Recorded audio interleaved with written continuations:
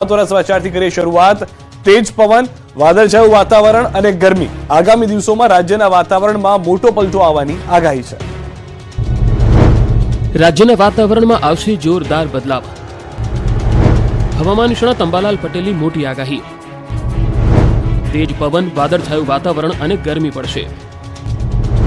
12 થી 14 અને 19 થી 22 સુધી વાદળો ઘેરાશે। ફેબ્રુઆરીમાં મજબૂત વેસ્ટર્ન ડિસ્ટર્બન્સ આવશે।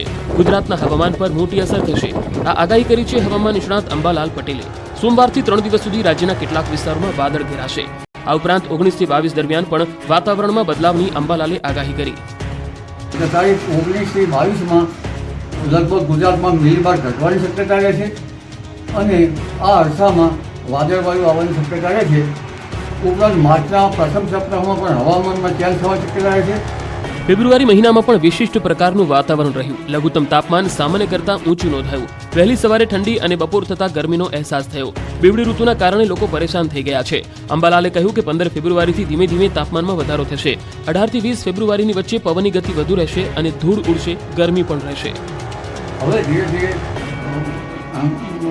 પવનની ગતિ અને ઉપરાંત હવામાનમાં વારંવારના પલટા ઊભા કૃષિ પાકો માટે ફિક્સ ગણી શકાય નહીં।